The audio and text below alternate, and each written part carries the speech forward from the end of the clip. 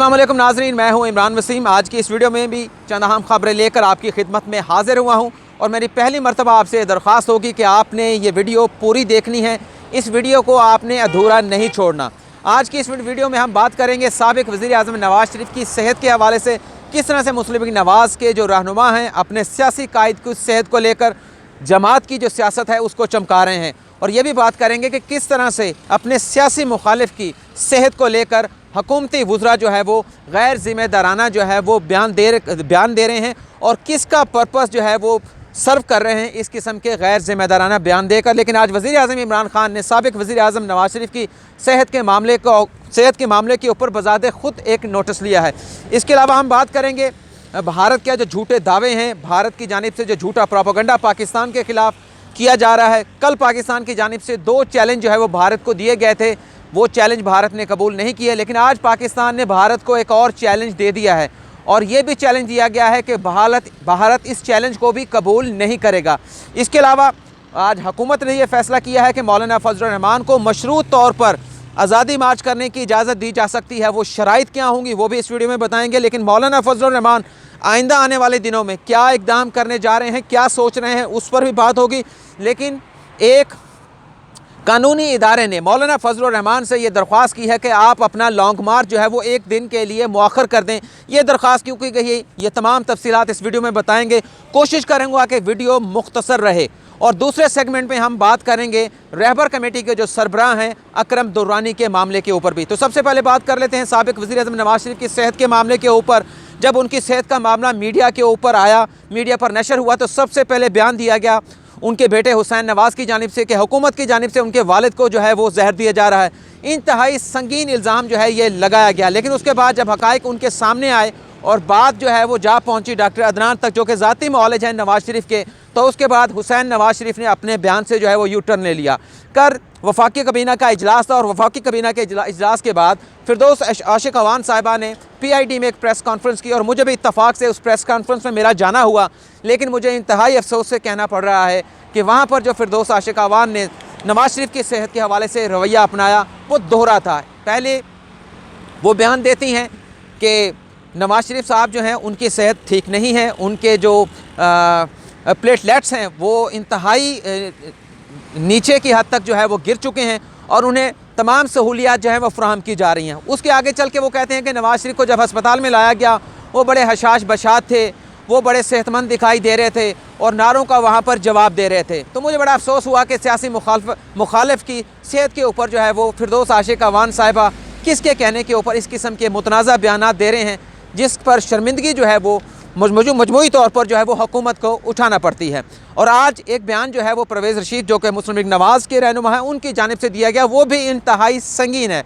उनकी जानिब से कहा गया कि अगर नवाज़ शरीफ की सेहत को कुछ हुआ तो हम इस बिकाऊ अदालत में जो कि पाकिस्तानी अदलिया है उसमें रजू नहीं करेंगे, बल्कि आलमी अदालत इंसाफ में जाएंगे, जहाँ भारत ने कुलभूषण यादव का मुकदमा जो है वो दायर किया था पाकिस्तान के ख़िलाफ़ और वहाँ पर फ़रीक बनाया जाएगा इमरान खान को और इमरान खान को लाने वाले सिलेक्टर को।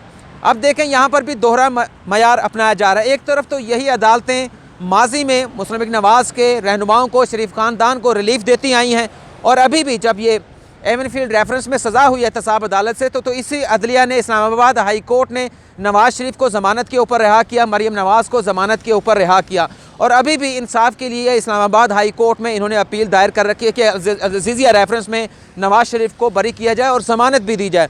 और दूसरी जानिब मैं समझता हूँ कि यह पाकिस्तान को बदनाम करने की एक और कोशिश है, जिस तरह से जमीयत उलमा इस्लाम की जानिब से की गई थी कि पाकिस्तान में आज़ादी राय की कोई इजाज़त नहीं है, उस पर पाबंदी लगाई गई है और पैमरा ने मौलाना फजल रहमान की तकरीरों के ऊपर पाबंदी लगा दी है। तो उन्होंने एक ख़त लिखा था आलमी तंजीमों को और उसमें भी पाकिस्तान को बदनाम करने की जो है वो एक कोशिश की गई थी। अगर आपको पाकिस्तानी अदलिया के ऊपर एतमाद नहीं है, मेरा ज़ाती ये तज़किया है, तो फिर आपको अदलिया से रुजू भी नहीं करना चाहिए। फिर आप बेशक आलमी अदालत इंसाफ में जाएं, लेकिन उसके साथ साथ फिर जब आप सिलेक्टर का लफ्ज़ इस्तेमाल करते हैं तो दूसरी जानिब एक तरफ आप सिलेक्टर का लफ्ज़ इस्तेमाल करते हैं, वहाँ आपका इशारा पाक फ़ौज की तरफ होता है, ISI की तरफ होता है। अगर ये सब कुछ दुरुस्त है तो दूसरी जानिब नवाज़ शरीफ के ही भाई मफामत आला शहबाज शरीफ साहब जो है वो उन्हीं इदारों के साथ, रियासती इदारों के साथ मफामत की बात भी करते हैं, डील के लिए मुलाकातें भी करते हैं। तो फिर अगर आपका किबला क्या है आपको वो खुद दुरुस्त करना होगा कि आया कि आपने सिलेक्टर के ख़िलाफ़ जाना है या सिलेक्टर के साथ आपने मुफाहमत करनी है या डील करनी है।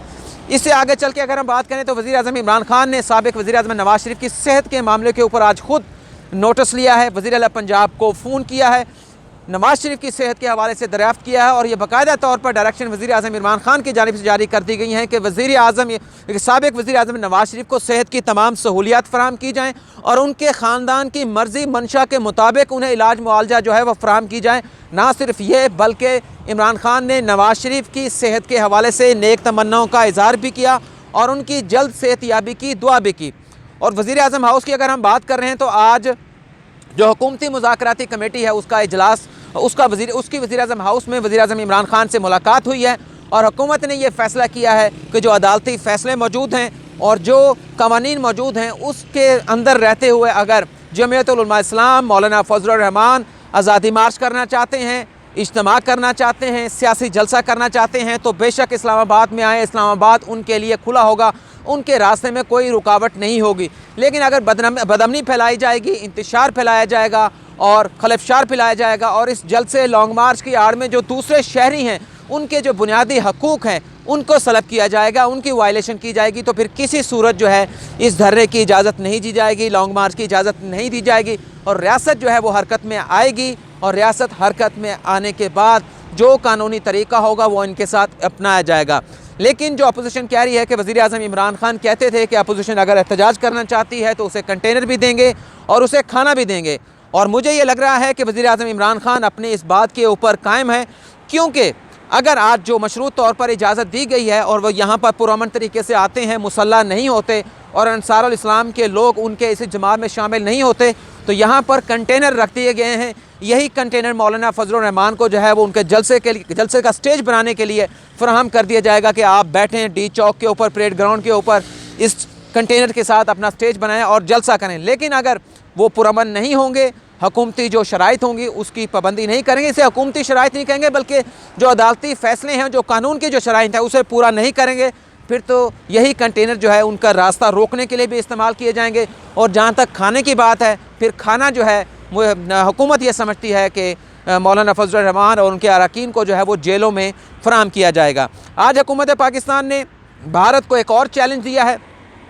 वो चैलेंज ये है कि पहले तो कल के दो चैलेंजेस का जिक्र कर लेते हैं। पहला चैलेंज ये था कि जिस तरह से हमने आलमी मीडिया को और आलमी जो सुफरा हैं, जो गैर मुल्की सुफरा हैं, उन्हें LOC पर ले जाया गया, इसी तरह से भारत गैर मुल्की मीडिया को और अपने मुल्क में जो उनके गैर मुल्की सफ़ीर मौजूद हैं उन्हें LOC का दौरा कराए, कश्मीर का दौरा कराए। दूसरा चैलेंज ये था कि अगर भारत अभी भी अपने दावे में समझता है कि वो सच्चा है और पाकिस्तान झूठा दावा कर रहा है तो फिर उसके पास जो भी मालूमात हैं लॉन्चिंग पैड्स के हवाले से, कहाँ उन्होंने दहशतगर्दों के कैंप्स तबाह किए हैं, उसकी मालूमात वजारत ख़ारजा को देते। लेकिन इन दो चैलेंजेस को भारत ने एक्सेप्ट नहीं किया। आज एक और चैलेंज जो है वो भारत को दे दिया गया है और अक़वाम मुत्तहिदा का एक बड़ा इदारा सलामती कौंसल जो है उसे वजारत ख़ारजा की जानिब से कहा गया है कि जितने भी ममालिक हैं वो भारत के साथ रब्ता करें, अमेरिका भी, बरतानिया भी, जर्मनी भी, फ्रांस भी और रूस भी, और भारत से उसका जो दावा है लॉन्चिंग पैड्स पर तबाह करने के हवाले से उसकी मालूमात लेकर पाकिस्तान को दे। पाकिस्तान इसके ऊपर अपनी कार्रवाई करेगा। लेकिन मेरा भी ये चैलेंज है कि भारत इस चैलेंज को भी एक्सेप्ट नहीं करेगा। जहाँ तक मौलाना फजलुर रहमान की हम बात करते हैं तो उन्होंने एक ये फ़ैसला किया है जिस पर वो गौर कर रहे हैं कि वो लॉन्ग मार्च के दौरान या लॉन्ग मार्च के बाद जो है वो उनकी सियासी जमात मुस्लिम लीग नवाज़ और पीपल्स पार्टी जो है वो संजीदगी से इस बात पर गौर कर रहे हैं कि पार्लियामेंट से, सेनेट से इस्तीफ़े जो हैं वो दे दी जाएँ और उसी तरह से इस्तीफ़े दिए जाएँ जिस तरह से पाकिस्तान तहरीक इंसाफ जब यहाँ पर लॉन्ग मार्च 2014 में लेके आए थे और उनकी जानिब से इस्तीफ़े दिए गए थे। लेकिन इसके साथ साथ मौलाना फजलुर रहमान ये भी कहते हैं कि अगर हमें पुरअमन तौर पर जलसा करने की इजाज़त दी जाती है तो हम आएँगे, अपना जलसा करेंगे और वापस चले जाएंगे। इससे हटकर आज पाकिस्तान बार कौंसिल जो कि एक कानूनी इदारा है उसके वाइस चेयरमैन की आज मुलाकात हुई है मौलाना फजलुर रहमान से और उनसे ये कहा गया है कि 31 अक्टूबर को हमारे यहाँ पर सुप्रीम कोर्ट बार एसोसिएशन के इंतखाबात हैं। सुप्रीम कोर्ट में भी होंगे, लाहौर में भी होंगे, कराची में भी होंगे और दीगर जो मकामात हैं मुनासिब वहाँ पर भी हमारे पोलिंग कैंप्स होंगे। तो लिहाजा आप अपना जो लॉन्ग मार्च है, आज़ादी मार्च है, एक दिन के लिए मौखर कर दें। लेकिन मौलाना फजलुर रहमान ने यह इस्तदा मुस्तरद कर दी है। लेकिन ये यकीन दहानी ज़रूर कराई है कि अगर उनकी वजह से कोई रास्तों में आने में रुकावट हुई तो जो वकला होंगे उन्हें मुकम्मल तौर पर रास्ता फराहम किया जाएगा सुप्रीम कोर्ट इस्लामाबाद पहुँचने तक। और ये भी कहा गया है कि उनका जो आज़ादी मार्च है वो 31 अक्टूबर को शाम को जो है वो इस्लामाबाद में दाखिल होगा। तो नाज़रीन, ये हमारा पहला सेगमेंट था। दूसरा सेगमेंट भी आप देखें जहां सीनियर सहाफ़ी फयाज़ महमूद जो है वो हमें अहम खबर, बड़ी एक खबर देने के लिए जा रहे हैं। अस्सलाम वालेकुम नाज़रीन, प्रोग्राम के दूसरे सेगमेंट में आप सबको खुशामदीद। मेरे साथ सीनियर सहाफ़ी फयाज़ महमूद मौजूद हैं। नाज़रीन, रहबर कमेटी के जो सरबराह हैं अकरम दुरानी, आज उन्होंने इस्लामाबाद हाई कोर्ट से अबूरी ज़मानत हासिल कर ली है। अकरम दुरानी को भी जो है वो नैब में करप्शन के मुकदमात में जो है वो तफ्तीश का जो है वो सामना करना पड़ रहा है। गो कि आज उन्होंने अबूरी ज़मानत हासिल कर ली है, लेकिन फयाज़ महमूद साहब ये दावा कर रहे हैं कि अबूरी ज़मानत लेने के बावजूद भी अकरम दुरानी की जो गिरफ़्तारी है वो अमल में लाई जा सकती है। तो इस हवाले से हम फयाज़ महमूद से जानने की कोशिश करेंगे। फयाज़ साहब, आपका ये दावा आप किस बुनियाद के ऊपर कर रहे हैं? इमरान, दावा जो है मेरा दावा तो नहीं है। आप कह सकते हैं कि जो कानून और जो अभी कोर्ट रिपोर्टिंग करते हुए थोड़ा सा समझ चीज़ों की आई है, उसके मुताबिक जो मुझे लगता है मैं उसी की बेस पे बात कर रहा हूँ कि इनकी जो ज़मानत है वो मुस्तरद हो जाएगी और गिरफ़्तारी हो जाएगी। क्योंकि आज तो इंटरम रिलीफ़ उनको मिला है 4 अक्टूबर तक। ना सिर्फ उन्हें मिला बल्कि उनके बेटे जो MNA भी हैं जाहिद अकरम दुरानी, उसके अलावा उनके दामाद और साथ ही साथ उनके प्राइवेट सेक्रेटरी, उनको भी अबूरी रिलीफ़ मिला है और उनकी 5-5 लाख रुपए के मुचलकों के इवज़ जो इंटरम बेल अदालत ने मंजूर कर ली है। लेकिन उनके ऊपर जो इल्ज़ामात हैं वो बड़े संगीन हैं। ये 3 मुख्तलिफ़ इंक्वायरीज़ हैं। हाउसिंग फाउंडेशन की जब ये हाउसिंग के वज़ीर रहे तब इन्होंने 2 मंसूबे स्टार्ट किए थे। उन मंसूबों में करप्शन के इल्ज़ामात हैं बड़े संगीन नौइयत के, वो अभी तक जो नैब को सेटिस्फाई नहीं कर पा रहे। और साथ ही साथ इनके ऊपर एसेट बियॉन्ड मीन्स, ये वही इल्ज़ाम है जो इसहाक डार पे इल्ज़ाम था। तो अब नैब जो है, इनके 2 फ्रंटमैन जो मुबैना तौर पे नैब का दावा है उनको पहले ही अरेस्ट कर चुकी है और मुमकिन तौर पे हमारे ज़राए ये भी कहते हैं कि आने वाले दिनों में शायद इनके लिए मज़ीद मुश्किलात पैदा हों जब वो वादा माफ़ गवाह बन जाएंगे। तो ये आप समझे ख़बर भी है। तो अब इनके लिए मुश्किल इसलिए है, गिरफ़्तारी इसलिए ज़्यादा चांसेस हैं कि नैब इनको भी अरेस्ट करना चाहती है। जब नैब इनको अरेस्ट करना चाहती है, ये वही चीफ़ जस्टिस हैं जस्टिस अतर मिनल्ला, जिन्होंने मिफ्ता इस्माइल की पूरी दरख्वास्त को बागौर सुना, मुख्तलिफ़ सवालात नैब से उठाए और लग यूँ रहा था कि शायद नैब मुतमिन नहीं कर पा रहा था, लेकिन उसके बावजूद डिसमिस कर दी गई। तो अब भी डिसमिस इसलिए होगी क्योंकि मियां नवाज़ शरीफ केस में सुप्रीम कोर्ट एक पैटर्न सेट कर चुकी है, एक रूल तय कर चुकी है कि उसी को मद्देनज़र रख के हाई कोर्ट ने फ़ैसला देना है।